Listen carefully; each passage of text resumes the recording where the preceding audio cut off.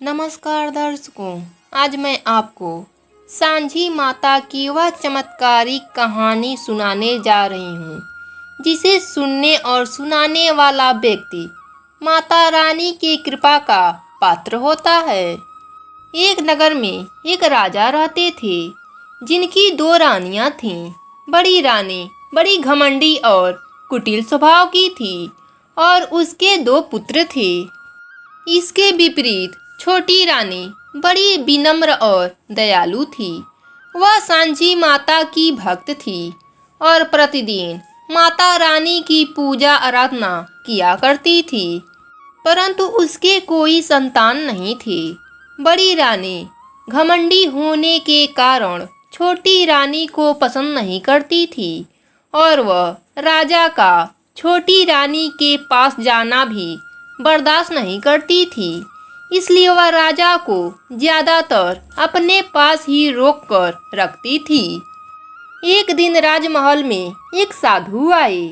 छोटी रानी फल भरकर टोकरी साधु को दिए।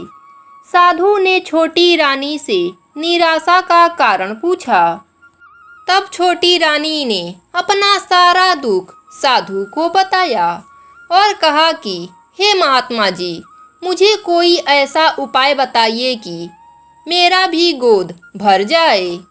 तब वह साधु बाबा ने कुछ सोचकर कहा कि हे पुत्री, तुम अपने हाथों श्राद्ध पक्ष के बाद आश्विन मास की नवरात्रि में माँ दुर्गा का मिट्टी से स्वरूप बनाकर उनकी 9 दिन तक पूजा करो। माँ तुम्हारी सभी इच्छाएं पूर्ण करेंगी।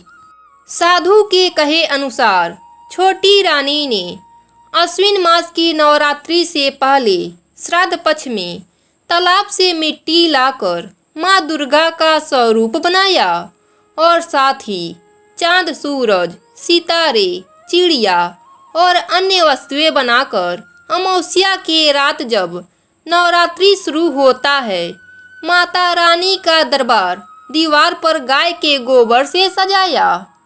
9 दिनों तक छोटी रानी सुबह प्रातः काल उठकर नहा धोकर के शुद्ध वस्त्र और आभूषण पहनकर माता की पूजा करती और हर संध्या काल में आस पड़ोस की महिलाएं तथा कन्याओं को बुलाकर भजन कीर्तन भी किया करती और उन्हें प्रसाद भी देती।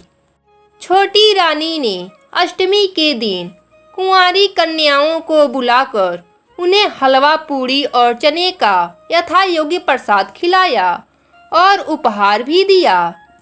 छोटी रानी की श्रद्धा और भक्ति देखकर माता सांझी प्रसन्न हुई और प्रकट होकर उसे पुत्र होने का वरदान दिया और कहा कि जो भी मेरा 9 दिनों तक मिट्टी का स्वरूप बनाकर पूरे श्रद्धा भाव से पूजा करेगा, मैं उसकी सभी मनोकामनाएं पूर्ण करूंगी।